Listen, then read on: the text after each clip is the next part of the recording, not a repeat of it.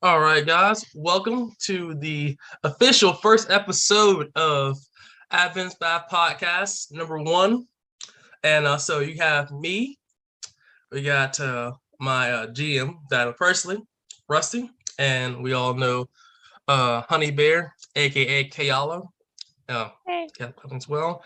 So we're all here just to talk about things that interest us in the culture of gaming, tabletop, um, video games, common things as well, and just really get our unique individual perspectives from the various walks of life we have walked. So I want to first of all thank Rusty as well for really showing up being our first guest tonight or today. So Rusty, where can they find you? What are some things you might do, and where can they reach you at? Kind of interested in getting to talk to you or know you like that. Yeah, hey, it's great to be here. I'm excited. Long-time D&D player. I've been playing with out here about 2 years now. Been role playing since a baby boy. Disney's Black Cauldron. That'll date you. Most kids fell asleep with a puppet or like a teddy bear. I fell asleep with a sword.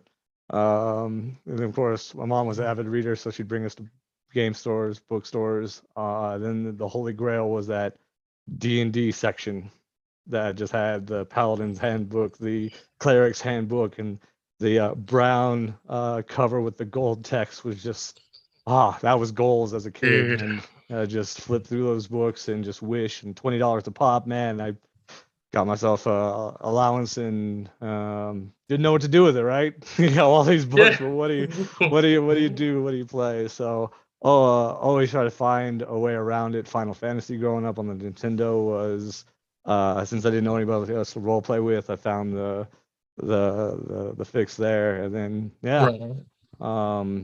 been role playing ever since, and then got to a point where you had to, in order to get the game you want, you got a DM. So started practicing, started learning how to give the experience to other people that I wanted myself, and it's just grown from there. Learned from so many other DMs, so many other players to get here. 100%, man. And I'd like to kind of talk about that point a little bit too and later, but I will say every DM is basically trying to just play the game they're trying to make it. It's like best they can. That's universal, man. And we have Honey Bear here, Kathleen. Whoop whoop. Uh, welcome. Like to tell us a little bit about yourself. Anything else you'd like to maybe add or introduce? I mean, not much. But I She's a mean, professional okay, so sauce ladder. yeah. No. I'm like, I don't want to answer that. Let me keep going Yeah. here. Okay. I mean, actually kind of opposite of Rusty. I didn't start D&D until like 2019. And then but it was like the same process, like, oh, need that book, need that book, need that book. But for me, I had to DM or we weren't going to get to play. So I'd be sitting here, player's handbook, I'm DMing for the family and running my own character in my DM. Like, I can't give you information. Sorry. And I think it's always cool because that's really how it is. Like the DM is probably the most enthusiastic about playing. We just very rarely get to play. We're just like, like I get all these. I think every DM probably has like 2,000 or so character ideas. It's like I could be this guy, and it's like you'll never play them.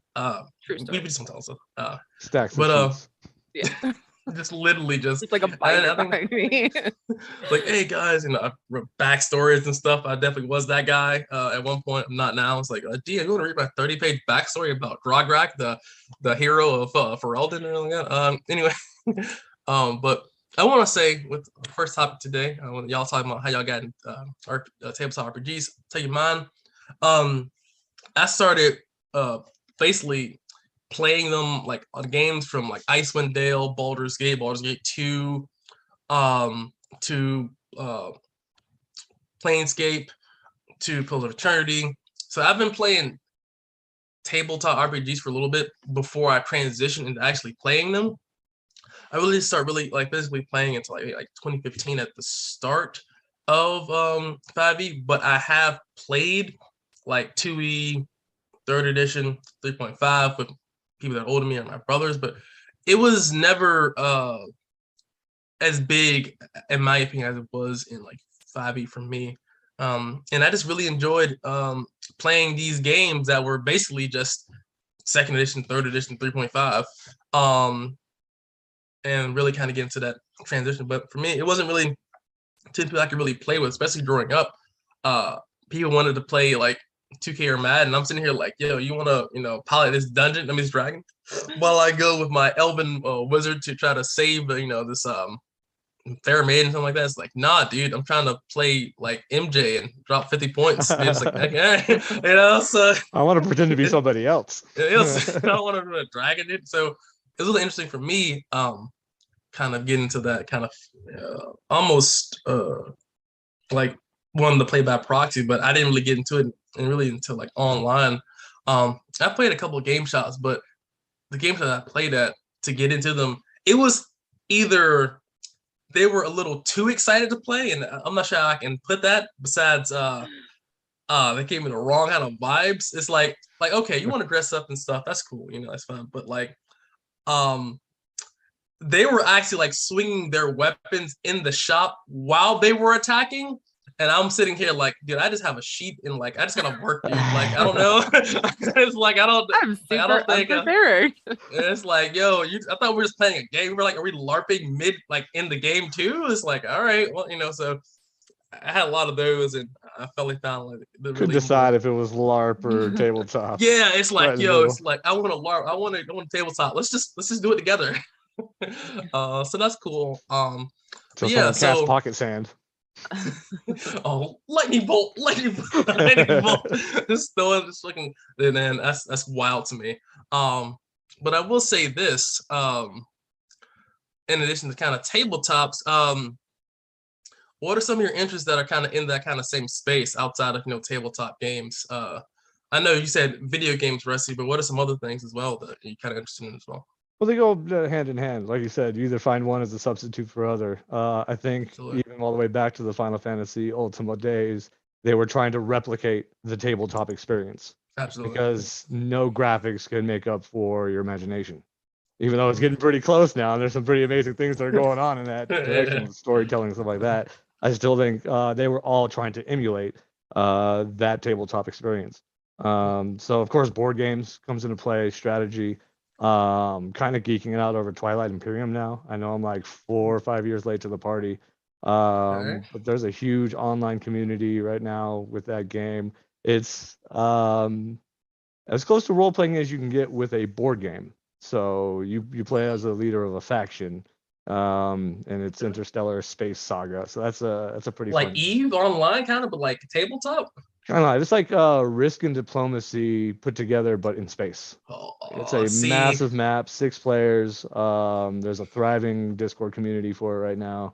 And with that, it's all done through Tabletop Simulator, which I just found recently too. So now you can play yes. all of these games tabletop online. It's not a plug by any means. But We are not sponsored. Send a check. not sponsored. Hashtag not sponsored. But yeah, so I've been kind of geeking out on that too. And of course, artistically, I geek out on music. I've taken my love for computers and my love for music and put them together and just sit there programming all day long, making beats. So I geek out on some music. I think too, to kind of get back into in the tabletop thing. So I've tried Tabletop Simulator, and I think a lot of people that play just pen and paper, it's really hard to get into like Roll20 or Foundry because of how obviously there's no real minis, it's just tokens for the most part. You have like the top-down mini kind of aspects, and I don't think it translates as well to me, but with Tabletop Simulator, you have like actual minis you can just drag around a map and shit. It's cool. So like it's really easier to get into that, and it's really lighter with the rule implementation. I recommend Tabletop to like if like your dad played pen and paper like 30 years ago, it's like you just hey just move that guy where you want to and just roll dice. It gets I think it's a really good experience. Yeah, absolutely. And Honey Bear Kathleen, what are some of your interests outside of tabletop games that you think are pretty interesting? So board games, obviously. I definitely like getting to use my imagination and things. The other big one for me is reading. Like I will read all sorts of things. Like you can't see it, but there's a giant bookshelf right behind me. Yeah, I love creative writing too. So I'm either reading some fantasy story or I'm writing it. Those are You're a probably writer too? Oh yeah. Okay. For me, I eat a lot of my I guess content as far as reading from like Audible. Because Audible allows me to like audiobooks allow me Yeah. to kind of like multitask at like a supreme level. Like it's like a perfect Yeah. state for me. If I can play Skyrim while listening to a book while also brainstorming like game ideas, it works for me. It's Same. not perfect, but it just works. It's like, how are you doing all this things? Because like I'm not sure if I'm AD, I might be, but I can focus on a lot of different topics simultaneously. I do And better with multiple things going on. Like the TV's on in the 100%. background. I'm thinking about what we're doing next Friday in game, and then having a conversation. Dude, and Rusty's on team as well, and he'll tell you, man, like I play a wizard in this game, and like I'm always like, okay, I have like multi-layered plans in my mind. I'm like, if this doesn't work, like a flow chart. I'm like, okay, this to this to this to this to this to this to this. So it's amazing to see work out. Yeah, you're absolutely right. You can see it happen. And you throw a curve in there, and it's like, okay, now I got to go to plan B1 and start from here and work my way down. Right. And I think it's kind of cool because especially wizard wizard is my favorite class. My natural class is bard. But to play a wizard, you kind of have to be multi-layered in kind of how you think because it always changes. It's like, okay, well, I was gonna get that guy, but then the barbarian just credited him. He's dead now. It's like, okay, this. You gotta have that. Three of my party members moved into my fireball AOE, so now I can't do that. Well, hashtag Delvin's hashtag Horn. He said he didn't give a F. He said, he said allies. Well, let's see if they're really valuable. So I think that's kind of cool. At least for me, some other topics that I like to really get into. I have a wide array of things I'm interested from. So my favorite probably game of all time is probably Skyrim. I probably has like, I don't want to say how many I've actually brought Skyrim. Like the meme for me is real. I've brought in Skyrim on probably every console I've ever had in my life that could obviously own it. And I have played it at least bare minimum like 2,000 hours, and that's like being really lax. But you I think right that now a lot. It comes up. Yeah. Okay, so PS3, Xbox, Xbox One, PC, all throughout the PCs. I haven't rebuy it, but I've definitely brought it like at least 4 to 5 times.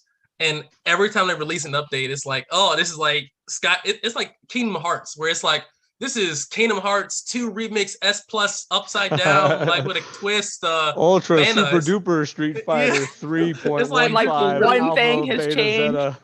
Somebody has new pants, and that's it. Don't even get me. Kingdom Hearts gives me mental. It's like I was like 15, I think, when the 2 came out. I'm like, yo, like, am I gonna be alive when 3 comes out? So that was cool there. And favorite game right now is currently RimWorld. RimWorld is this kind of almost like grittier, kind of I don't know how really almost like Minecraft, not like where like you control one player, you really control like this colony. So it's like a 4X Minecraft kind of thing where you start with, usually you can kind of control how you start, but you can generally start with 3 people, kind of spawn to this world. You have to grow and build and such, and you're getting attacked by like these prehistoric robots and stuff, other tribe people, raiders, giant insects and stuff, like trying to rip you apart. And the main way to win, though the main way you can win, or like, is to build a spaceship so you can actually leave the planet and obviously be like interstellar. But it is extremely like Terraria hard. Mixed with Pikmin. Yeah, but it's a lot more brutal. From the thing, like, you can butcher people, you can harvest their organs. Not like that then. yeah. You can sell people to slavery. You can enslave them. You can like try to conquer. It's pretty wild. One dude tried to live in the mods. I don't get that, but RimWorld is my favorite game. Outside of that, I'm really big into writing. I am currently working on a book now as we speak. I don't get into that because I might have to rewrite it because it's just how insightful it can be. Really into writing. I love music. I love sports. I'm a huge basketball fan. Huge. That's not really nerdy, but I don't care. Yeah, you can Basketball nerd is out my on some favorite. basketball. Yeah, I love basketball. With the advent And of fantasy, anything you can be you can add your dude, nerd geekdom to anything.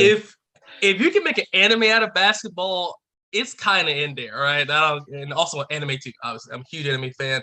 Uh, I'm not like uber like niche anime fan, but I'm not also uber like I'm not also uber like I guess meta. Like I don't only know Dragon Ball Z or something like that. You know, some of my favorite anime are stuff like Gurren Lagann, to like Kill la Kill, so anything like that. But I guess now I like to say to the next thing. So what is your favorite or least favorite thing about tabletop RPGs? And I'll start with Kathleen. So my favorite thing is I get to play my character pretty much however I want to. Like you can break down the traditional stigmas. Like if I want to be a carefree, happy-go-lucky werewolf, I can be, and I love it. It's fun. My least Brainstorm. favorite, specifically with D&D, is okay, I again back to the books, huge book nerd. I like having the physical book, but I never make my character sheets physical.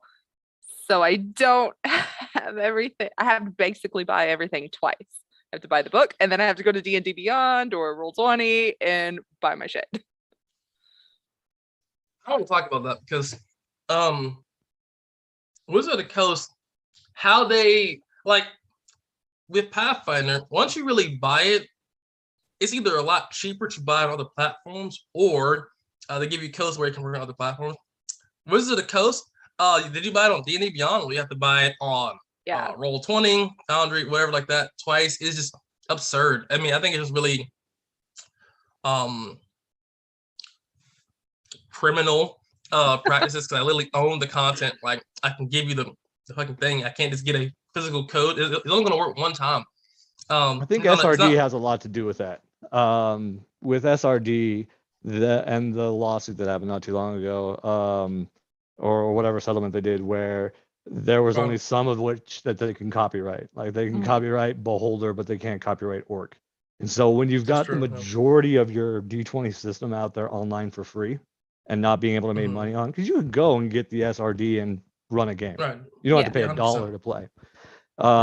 Much like the going and getting the store name brand versus the actual name brand, right? Yeah. There's nobody who will buy the regular brand. They're going to spend the extra money to get the name brand. So I think there's a market at least far enough where you can get it if you need it for free. If you don't, if you want to actually spend money and have the hard copy and have the new book smell, then there's a premium for it. So it's all about you're giving the money to where you want to go. Yes, now splitting it up, the whole Roll20 thing, and having so much invested in Roll20 right now, but not having the new book spell is I do feel kind of hollow because I got all that information. There's something about the physical book. Right. Still carrying around to this day, actually. Yeah, man. I don't know, man, at least for me, and I can respect it because it's always like this is how I feel. Once you kind of purchase something, and like I said, I have hypocritical things. I have purchased Skyrim a lot, but I've also lost those things, like consoles where they get broke or lost somewhere. So I can't say I'm not as hard on that thing as well. I just think at least with D&D, man, I think it could be a better way or just cheaper, just to get people because it'd be a lot more accessible if somebody brought something on D&D Beyond and you can say, okay, cool, on the same account, if you want to purchase a actual book, like the hardcover book, if it's linked to the same account, and say, okay, cool, well, it's 50% off or whatever. That's not saying you're still gonna make money, but I think that businesses that have good business practices tend to do better in general, even if you in theory lose money in the up front. If people like the business practice that you do or is more fair or reasonable, people tend to just spend more money. That's just how it kind of is. But Rusty, what is some favorite things or something you don't like about tabletop RPGs, at least in your experience? Um, Therapeutic. Um, as much as that is a good time had by all, what I found, and it's been reflected in some media, that it is actually a therapeutic experience for some people, and it's a way to get people to grow, and at least have a baseline, know where they're at, especially when it comes to how nervous you are in front of people. Some of my first role playing experiences were with some really shy girlfriends of some of the friends who would never want to play, or just the most introverted uh, guy you can think of, found a place where they can expand upon themselves and practice being social in different ways. What's it like to be dashing or debonair? What's it like to be brave and fearless? What's it like to be smart and cunning? And they develop traits within themselves that they wouldn't normally have. Definitely worked for me, worked for so many people abound. But that's a double-edged coin, or a double-edged sword. Two sides of the coin is, I've seen people want to do really bad things in D&D and explore sides of them that they wouldn't normally get to do outside of a fantasy world or fantasy situation, and then it just kind of gets weird. and Yeah, so 100%, I agree. it's with anything open, it's a great place for you to explore. It's just your character really shows what you want to explore, I guess, is the both sides of D&D for me. And I want to kind of elaborate on the second point because I got a story time about that. So we all have had problematic players probably in our careers as DMs or seen them as players associated standing beside us, whatever. I had a player. I was running a one shot one time. I was like, bored. I want a one shot. Get people going. And I posted it on Roll20 so that way anybody can join. And typically speaking, I just like doing that because the quality is of people that join. Either I'm just gonna leave that there. But so I had one of my friends join, and two of my friends joined, and I had three open spots. Um, one person joined. Okay, he said he was like, he was a pretty normal dude. Another person joined, all right. The last person that joined, he wanted to play a sex demon that enslaved the player characters, and I was like, yo, like that's not at all what we're doing here. And I think people are scared to say no. I just said no. We were like, well, acting like DM's kind of like, well, you can kind of do it. I'm like, nah, fuck that. No, I'm not. No, this doesn't work for me. And he's like, oh, well, like, okay, can I just try to enslave them then? I'm like, yeah, see, we're playing a game called D&D, dog. And and if you have some other games in your history or in your browser history that you play, I recommend you play those. But please try to make a character in like these books.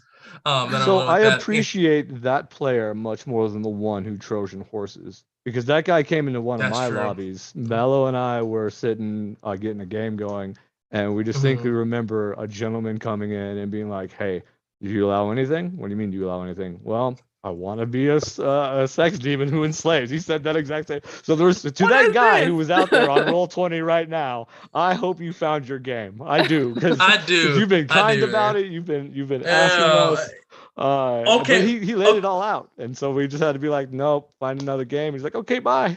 Cool, thanks for asking. This is but see, okay, now this is my thing. This is where I get upset because he had said, okay, so he made a normal character, air quotations. So they were getting it. So they were in like a graveyard. So one shot was like, you guys pretty much are at like a funeral. They wake up and not wake up, they're at the funeral, and then like zombies are attacking. You have to flee and return to the city, kind of thing. So it's like escape kind of one shot, whatever. And so they're killing creatures, they're undead creatures and stuff like that. So what he did, and I'm gonna keep this as PG as possible. He said, "It's a dead guy right here." Like, yes. How, like, does he have all of his parts? Yes. So I would like to surgically remove a part, and I would like to ingest said part repeatedly, like he was collecting rings, like he was Sonic. Yeah. So he literally did that for about 5 minutes, and I was like, yeah, no, fuck this. Yeah, nah, dude. So as you are eating your gobbledygook, you know those grubs, those worms that tend to be in undead creatures? You got all of those. No save because you literally ingested them You are now a and willing all that. creature. Yeah, straight up. So I was like, nah, dude. So I'm just leaving that there. That was my experience, and I was like, it was just really weird. It was like a very strange 5 minutes because it was like checklist of like weird, very weird. This is definitely not on any table to like, okay, this is just wrong. Abort mission failed to get him out of here. Pull out. Restart the mission. So that was my experience there. But that kind of goes to the next thing. So if you could have maybe a spell or an ability, or maybe like a class or subclass, and I'll start with Kathleen here, what would it be? So I feel like this is gonna come as no shock to you, but I would really like to speak to animals. Oh my god. Maybe like Pal. Dr. Doolittle? I mean, yeah, something like that. I don't know. She was like, oh, yes. No If doubt. not, unseen servant, I could really use that around Hey, here. oh my god, dude. I could definitely see Dr. Doolittle, Kathleen, 100%. Yeah, 100,000%. And then I pose a question to you, Russell. What would be a power and ability you would choose? Man. Well, some of my favorite games is where you actually try to create a character based on yourself, and you have everybody else go around the table and kind of like assign that for you. And I guess I tend to get picked as like the roguey archer type all the time. So I guess Classic stealth that's archer. my in life class. Though I like to think of myself as a cleric paladin. Right. Hey, no. So I don't know, just divine right was always something that I enjoy. But then of course being super sneaky, stealthy, invisibility, all the classic superhero powers. But having a zone of truth would be awesome. Yes, it's That would like, be nice. so are Or you gonna would it? do this? Yeah, oof. As we found out Thursday night that some Yeah. of our players feel some other ways about some of our players. Oh yeah. So he's just an idiot. That's so Right. it's interesting. For me at least, and outside of that too, I love the idea of like isekaiing. If you guys watch anime, of like if you respond into a game or a world, these are what stats you be given and what abilities will you be given. To the point where I've definitely kind of actually made a soft system of that.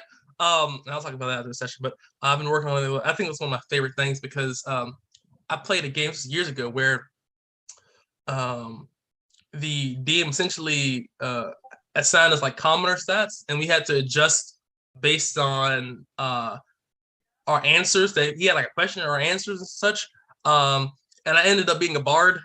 No shock to me. But my bard was, instead of like bard inspirations, I threw chocolate bars at people and candy. Pause. So I was like, yo, hey, don't be a bitch. And I just threw a Twix bar at somebody. So so I think it's cool. Yeah, man, you're not you when you're hungry, baby. Come on, get up. Feeling Twix. Yeah, man. So and I say too, a power I would want anything would probably be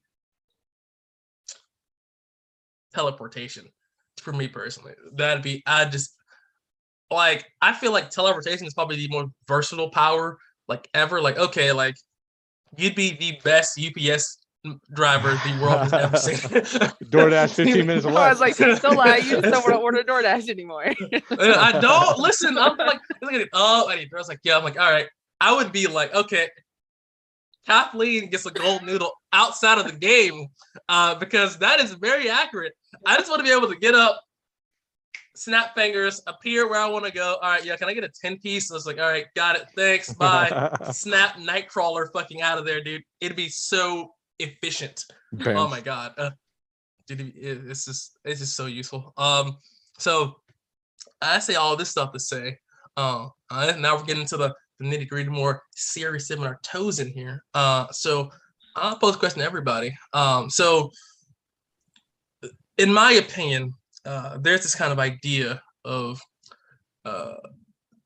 females in gaming spaces, which is whether that be anime conventions, tabletop, online video games, LARPing even, where it seems to be a very hostile environment or not very welcoming like that. So I asked, started with Kathleen here. She's female on the kind of table here. What has your experience been like being a female in this kind of space or nerdy culture space?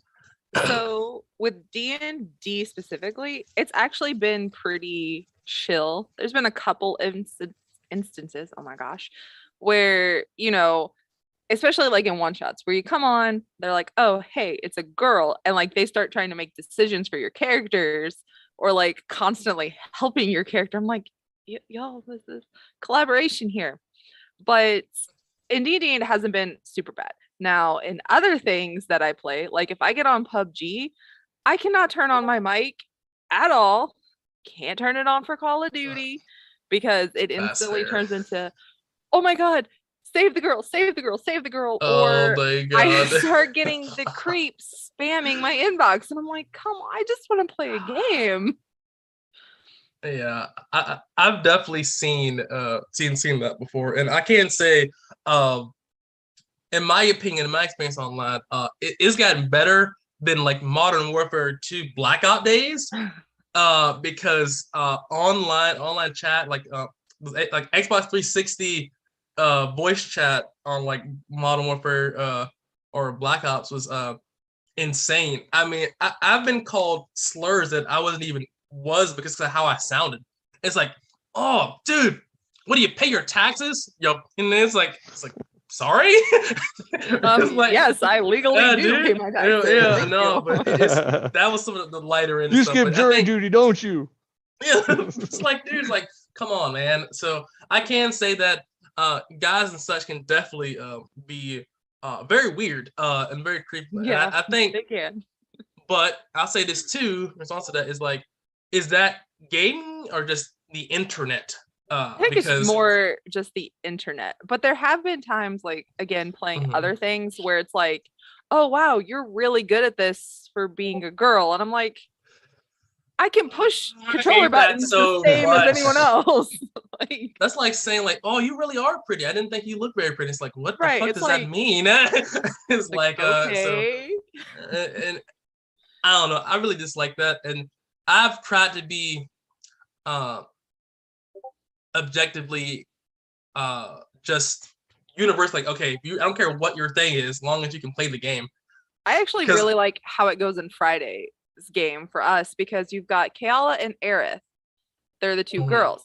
They're the ones, going around collecting prostitutes and everything else. And the guy, Aerith. And like, Kayla's shaking people down and providing the protection for Aerith's girls. And the guys are just like striking out left and right. And it's kind of like it's a refreshing nice take. About environment at that point. It's about the environment that's fostered. From a GM standpoint, I've been very lucky to have a pretty even mix throughout the first couple of years, about half and half or 2/3. And it was very blessed that I didn't see any toxicity, so to speak. Everybody was just kind of there on even playing field. And I noticed that a lot about D&D. It's because it's such a diverse a pool of people at this point. Though in a very recent game I tried to get started, it was 5 strong of guys, and then so I've been playing with these people for a while, and then as soon as a girl showed up, all of a sudden everybody's acting differently. I get that for you. I do this. I was like, okay, now you're just being weird. Now it's making me uncomfortable because now you're acting completely differently now than you would have before, and I guess that's understandable. We're all interact with people in different ways and have our own social anxieties and our own ways to come up with that. But I think D&D has been a great place that has fostered inclusivity. From what I've seen online so far, only a few bad apples. But then to go back to another game that I'm playing that is completely dominated by a male course. Mello wanted to jump in on a TI game, a learning game, and as soon as they found out that she was a girl, they just hammered into her and was like, "This is no place for you." I'm gonna beat you up. I'm not gonna help you Yeah. out. I'm not gonna. Yeah. And I've seen this community like take a new guy player and be like, "Here, you should do this, or you should spend your resources Right, this way," right, and right. walk them through. But then, as soon as there was a female, they're just like, "Nope, no place for you," and smashed her out of there just like that.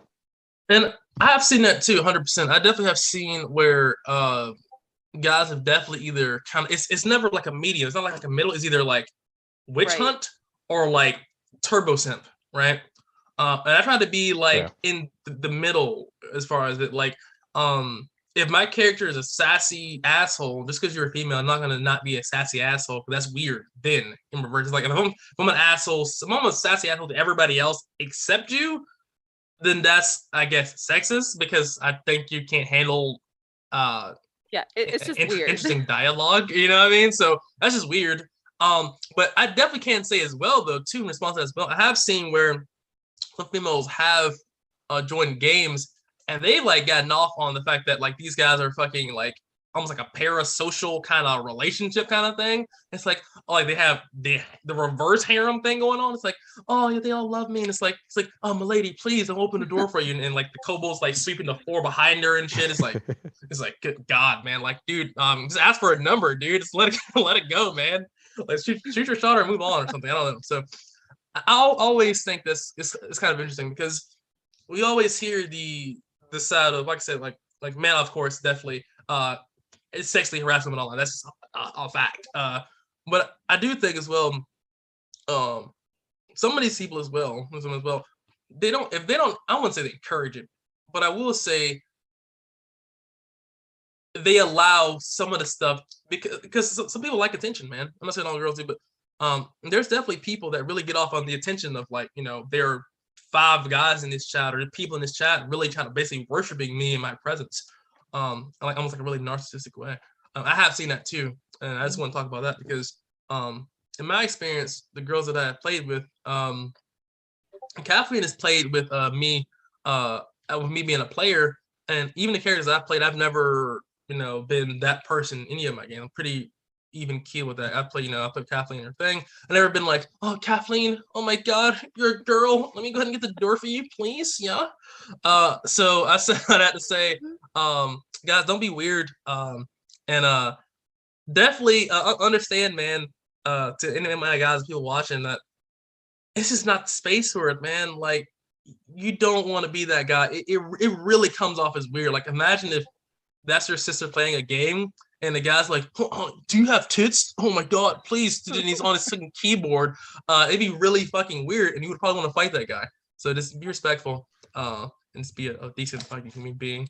Look for Because the that'd red be very flags. Yeah, definitely yeah, look for red flags. Look for the take it on a case by case basis.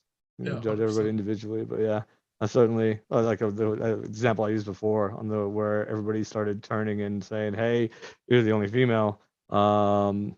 It kind of went to her head, and she was Yeah. just like, "Yep," and just it was a good way to put it, her own personal harem. But I don't think that's the case all the way around. But I have No, seen the no, case. Yeah, for yeah, sure.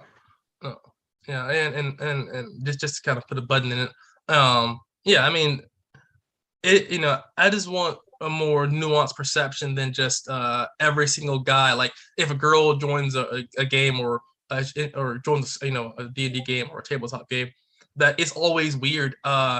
Usually speaking, I can say probably a good amount of the time it does become weird because a lot of these guys, especially in the space here, a lot of guys tend to obviously not interact with women a lot.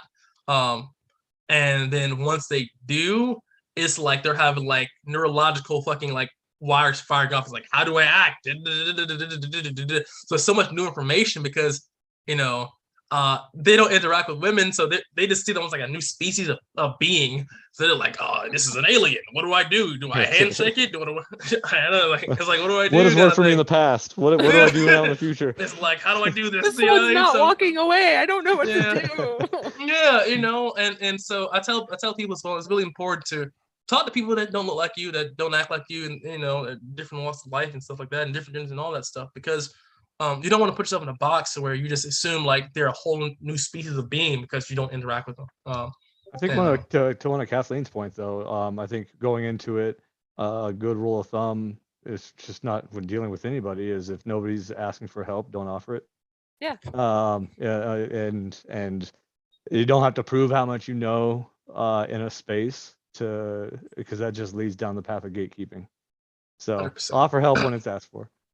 Yeah, man, it's like I've been playing this game for 10 years. You don't know what this does. What are you, stupid? It's like, If I were you, I would bruh. put my +1 into Constitution. What are you It's like, doing, oh, girl you're building gamers? it wrong. What are Jeez. you, an idiot? It's like, dude, if she wants to play a 3-foot tall pixie with 20 cons, maybe she just works out, bro. Fuck off. Right? Like fuck it, man. Be happy they're here, enjoying it the way that they want to, Man, not the way it's you just, want to. it's a game. And I say kind of one of the final points here. I'd say so tabletop gaming and the face of it has evolved in the last like 10 to 15 years, whereas tabletop game was traditionally seen as a much more like just white male dominated kind of thing, and it still kind of is. I think it's like 93% of, like 90% of tabletop games are stereotypical white whatever. So I say this to say, in recent memory, a lot of things have changed, especially in like D&D and Pathfinder when it comes to the lore and the kind of things that are kind of happened in the past or in the future, things that happening now. Do you think that's kind of good, bad, kind of like I guess like virtue signaling, or do you think they're really trying to have a true diverse environment? And that's the question I posed to you. So I'll start with you, Rusty. What do you think? I think it's important to get it out there, because this is the niche of the niche, right? Right. I'm a little bit older than you guys, so when I grew up playing D&D, my table in middle school sat in the corner. We were the outcasts. We were diverse. We had people from all over in that corner playing. So we were the minorities of the minorities, or the minorities of the majorities, one way or another. So we've always been outcasts, right?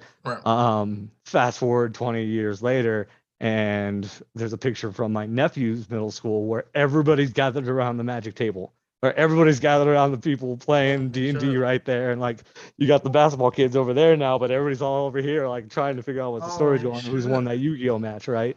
So with it being much more mainstream now, absolutely, they're across the board.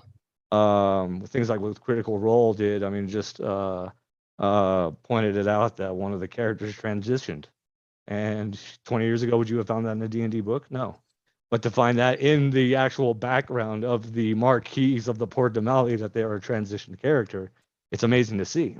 So I think there's a responsibility as we finally become mainstream to have the inclusion, to have the representation that is necessary, because this has been a diverse group of minorities since the beginning. We've always been.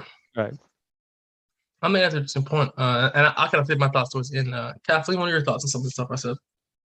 Yeah, I mean, I don't disagree. Like, the whole point, at least from my perspective of D&D, is to be an inclusive group. So why would the characters or the NPCs or whatever in the stories not cover, like what's actually out there? Like, you can't pretend like, I guess it kind of like with history, some schools are like, let's not teach XYZ anymore because it was bad. It's like, well, nobody learns from that. Like, I don't see the point of not being transparent about things. I'm more of a blunt person, like, Same. I think for me at least, and I think what's interesting is I agree with most of it. I do. I think you need to be able to show people in all walks of life and all walks of existence, especially in fantasy, because there's all walks of life and all walks of existences in fantasy. That's 100% true. For me at least, I think some of the stuff does come off as cheap, I guess. I mean, example would be orcs in D&D with how they had some changes. Because not no one race can be evil, whatever like that. Because I think some of these parallels to reality, I think are good, but something I think is a little too far sometimes, because orcs at least in D&D, were made by the god of battle to want to just fight and do battle, right? Same thing with gnolls. They were spawned by a demon lord into existence, and they are almost universally evil.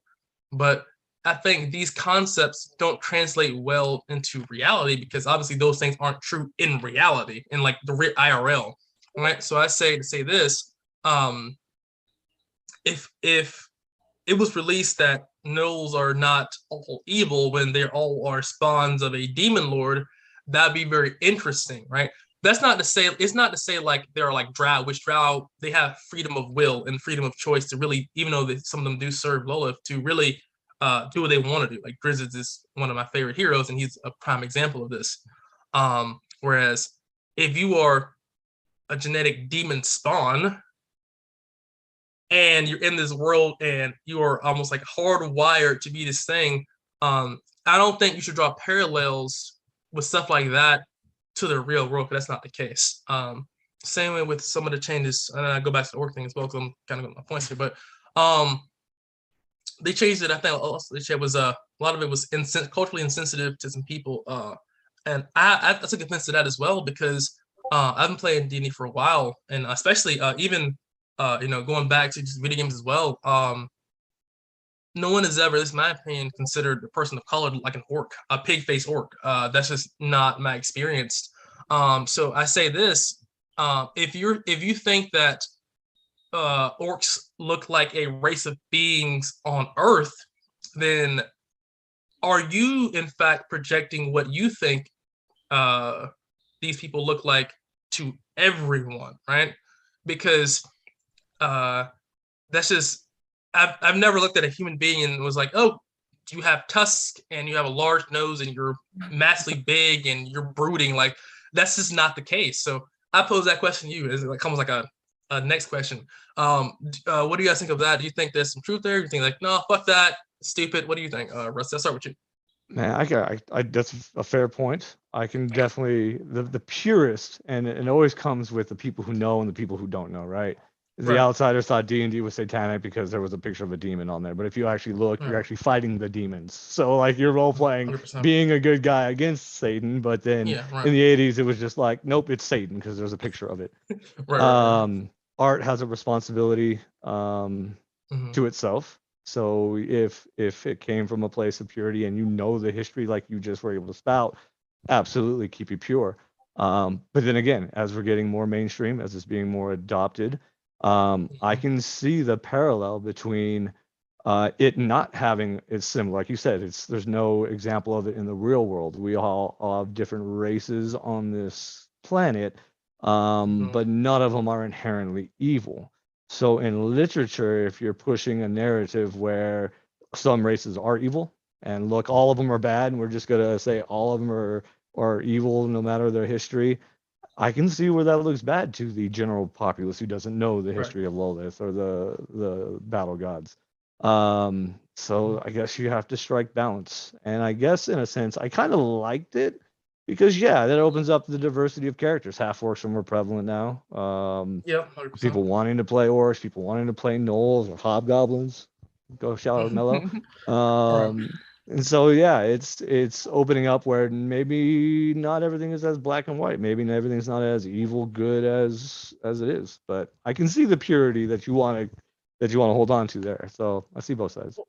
Well, yeah, and I definitely, for me at least, I think it's interesting because I know like with D&D how it was made was like, okay, these from like a game design perspective, like these characters need to fight things, right? And the thing they need to fight will have to have some intelligence, because if you're a level 10 fucking wizard, a bunch of slime aren't going to do too much, and you can fucking drop fireballs or warp reality. So these guys need to be able to build and do things. And I do agree that in the past it was very lazy to just say, yes, gnolls are just evil, devil spawns, or orcs just love to kill things and Don't worry pillage and about all that killing stuff. them; they're bad. Yeah, Just kill them. yeah. Just bad. do it. It is lazy. It Don't is ask lazy, questions. and it's not good writing. I 100% do. I don't defend that.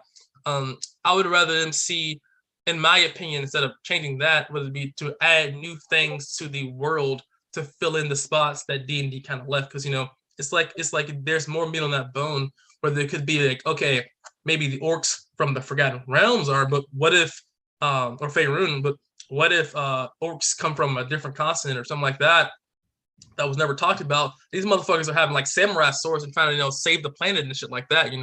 It introduced it could have they could have used the tool, in my opinion, to introduce new ideas to the world and made it a much more well-rounded world, in my opinion. Same thing with Do you think they did that with tieflings though?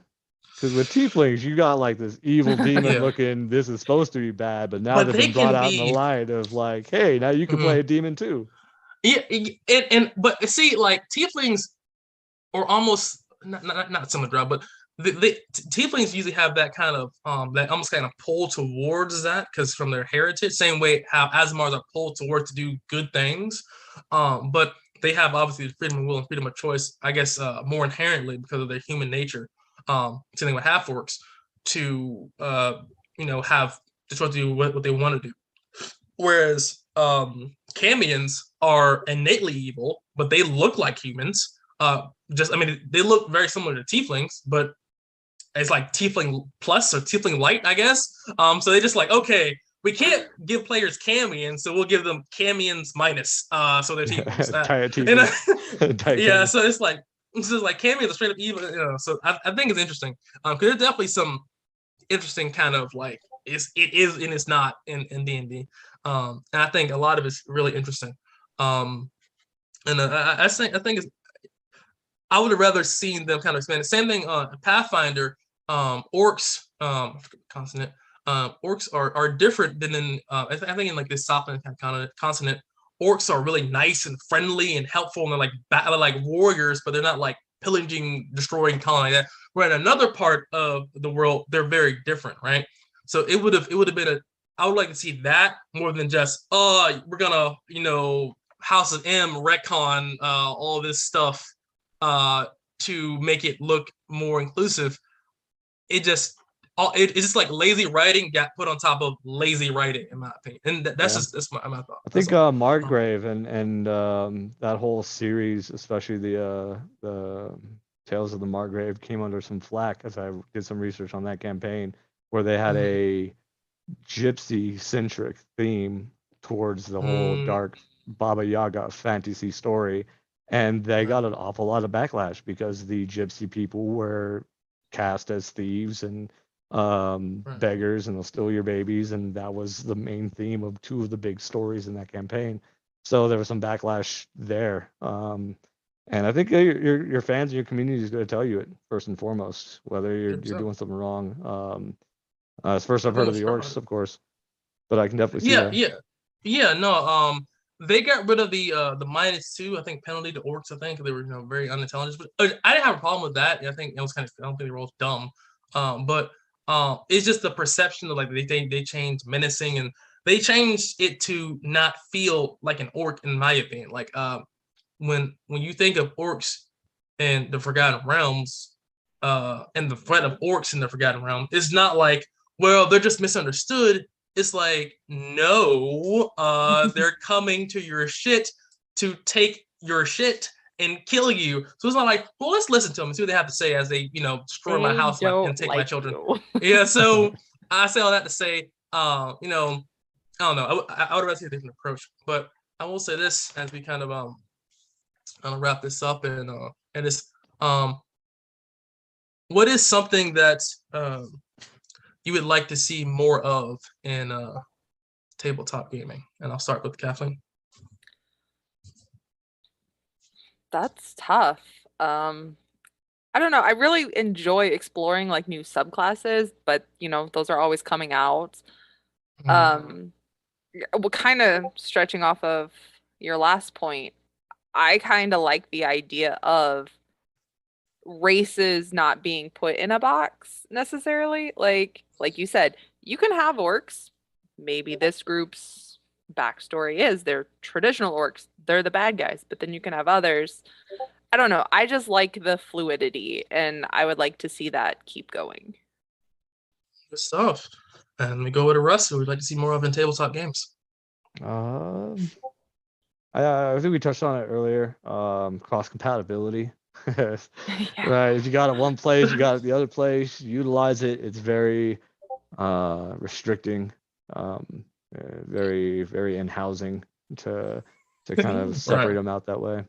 I agree. So that'd be nice to get some of that Roll20 those books in my shelf. Um, I don't. I think they've made it pretty well accessible for everybody. Trying to figure out another way they can.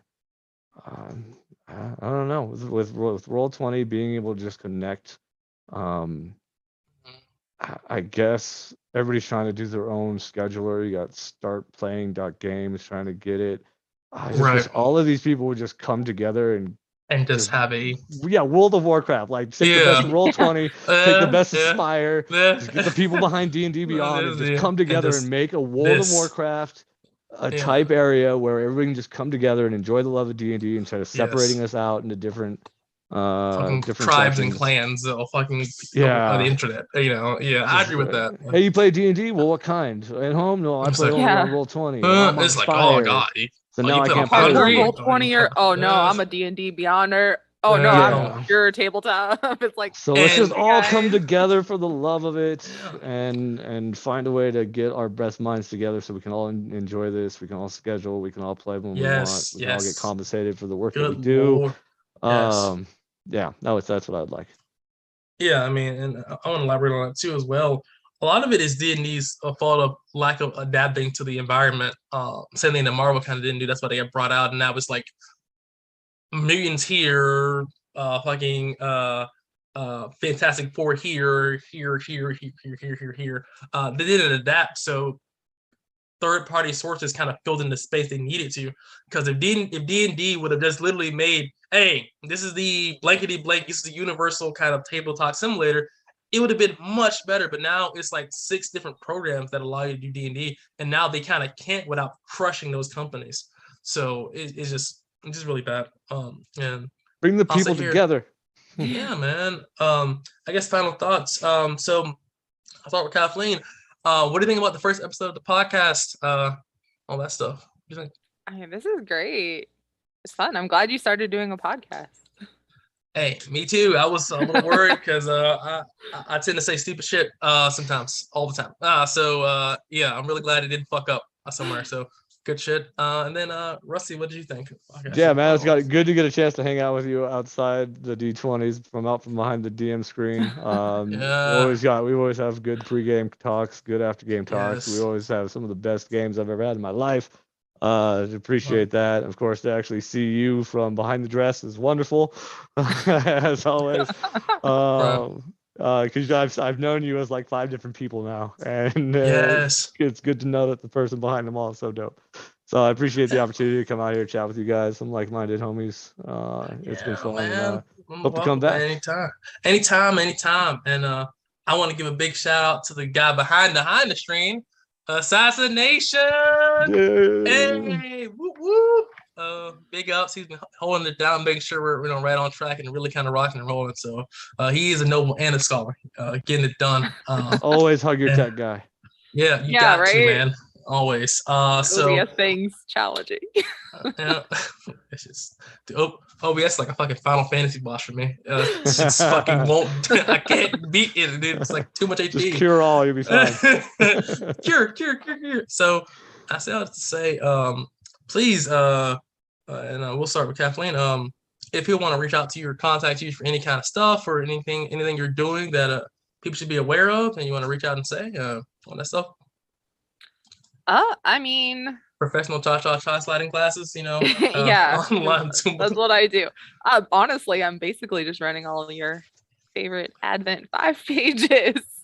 Your Hey, YouTube, your social media. Well, not your YouTube, that's Nation, but your Instagram, your Twitter, your Facebook. She's a social media manager. But if you want to follow me on Instagram, it's honeybear394, and you can.